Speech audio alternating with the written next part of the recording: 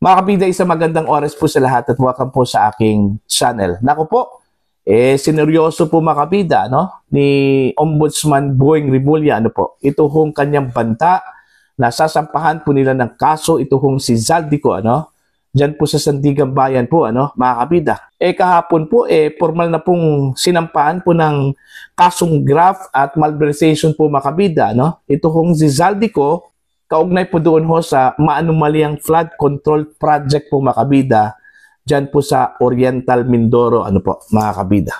Eto, babasahin ko lang po ito pong article ng Ang Balita Ngayon, mga kabida, Ang sabi po dito, breaking, Zaldico, formal ng kinasuhan ng ombudsman.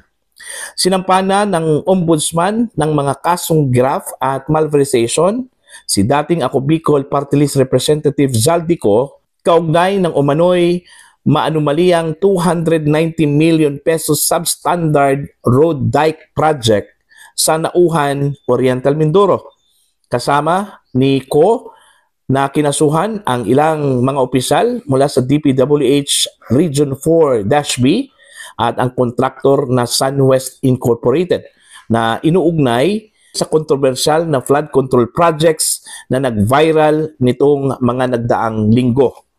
Ang kasong ito ang unang formal na hakbang ng ombudsman na direkta ng tumutukoy kay Ko matapos ang sunod-sunod na video episodes nito laban sa Malacanang at ilang matataas na opisyal.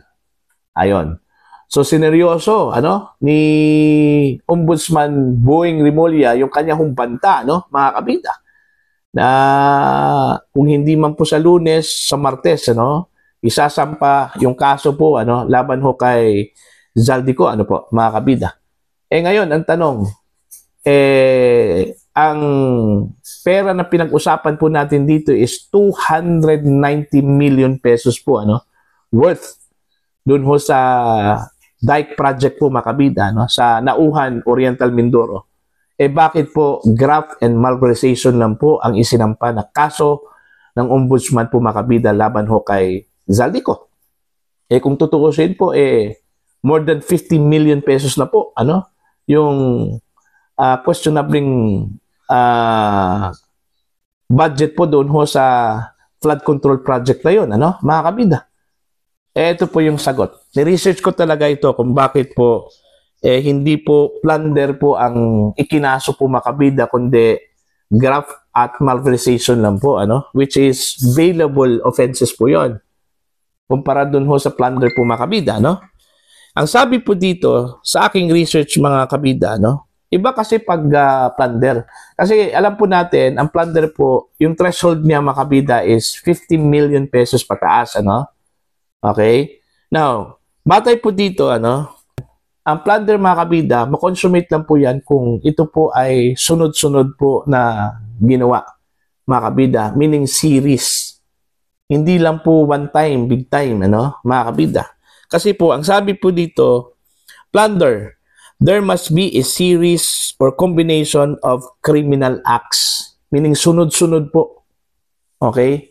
Maliban po doon ho sa threshold na 50 million pataas, yung ginawa po yung act na yon para po magkamal po ng pera na umabot po ng 50 million pataas, dapat sunod-sunod po yon series.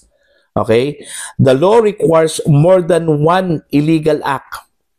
This act must form a pattern showing intent to accumulate wealth.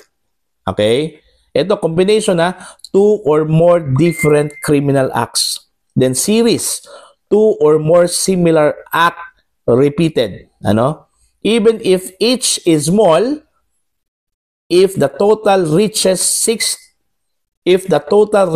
50 million, it can qualify to plunder. Okay, halimbawa po, kung ang pagnakaw po ng pera mga kabida, kahit na maliit lang po yun, halimbawa, 2 million ngayon, next na naman is another 20 million, Next na naman, another 10 million. Next na naman, another 30 million. Okay? Kahit kunti-kunti lang po yun mga kabida, Pag umabot yung criminal acts na yun sa 50 million or pataas, So it can qualify to plunder na. Pero ito, project na ito mga kabida, once lang po ito One time, big time po ito ano? Kasi proyekto lang po ito, ano, mga kabida. Kahit na po 290 million yung halaga po mga kabida, ay hindi po ito mag-qualify doon ho sa plunder. Kasi once lang po ito One time, big time po yun, mga kabida. Unlike ko sa plunder, kailangan ho ma-establish yung series, yung combination po, mga kabida. Okay? Doon ho sa pagkamal o pagnakaw ho sa halaga na yun, mga kabida. Ano po? Kaya yun, it answers doon ho sa tanong kung bakit graph and malversation lang po ang anong tawag po dito? Isinampang kaso po ng Office of the Ombudsman laban ho kay Zaldico, ano, mga kabida, hindi po plunder. Now, ang kasunod na tanong, ilang taon po, ano, na bubunuin po mga kabida ng sino man pong makonvict dito ho sa malversation. Ito po. Although ang malversation po mga kabida bailable offense po ito, ano? Meaning pwede kang makapagpiyansa, ano? Kahit na gumugulong po yung kaso, ano po, mga kabida, no? Pero ito po yung penalty po niya. Alright? Penalties for malversation, okay? Sa ilalim po ng Article 217, Revised Penal Code, ano, mga kabida. If the amount is 40,000 or less, ang penalty po dyan, mga kabida, is prison correctional, meaning 6 months and 1 day to 6 years, ano? Temporary special disqualification, and then fine equal to the amount malverse, meaning kung magkano yung pera na ninakaw mo, okay, mga kabida, yun din yung amount na i-impose po ng korte na babayaran mo, ano, mga kabida, ano? If the amount is more than 40 but not exceeding to 1.2 million pesos, ano, prison mayor, meaning 6 years and 1 day to 12 years, ano, temporary special disqualification and fine equal to the amount malverse, ano. Number 3, if the amount exceeds 1.2 million pesos, okay, kung sumobra po sa 1.2 million pesos po, ibig sabihin, ito kung kay Zaldico, ano, na kinakasangkutan na kaso mga kabida patungkol ho sa 290 million po na flood control project, ano.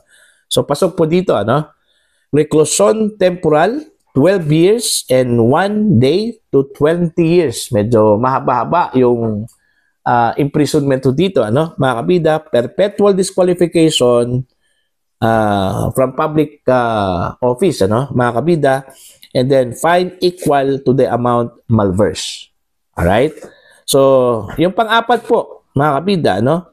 If the amount exceed 8,800,000 pesos, ano? Ito yung matindi. Reclusion perpetua, mga kabida. 20 years to 40 years imprisonment. And then perpetual special disqualification. And then fine equal to the amount malverse.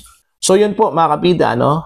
Sa malversation po, ang pinakamataas po na penalty, imprisonment ho dito mga kabida, is reclusion perpetua, meaning 40 years yung imprisonment po, ano?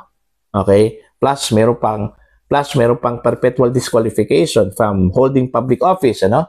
At saka yung fine na i-impose po ng korte kung magkano man po yung ninakaw na pera po mga kabida, no? Yun yung babayaran po ng akusado po, ano? Okay? So, yun po, mga kabida. Okay? Yun yung pagkakaiba po ng plunder at saka malversation. Plunder is non-bailable offense, mga kabida, no? Makukulong ka dyan. At yung penalty po niya is reclusion perpetua din.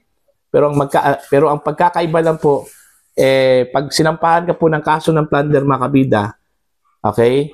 Pag mahuli ka, hindi ka po makakalabas hanggat hindi po matapos ang kaso, ano. Unlike dito sa malversation, kahit na arestuhin ka po mga kabida, ano, pwede ka makapaglagat po ng piyansa.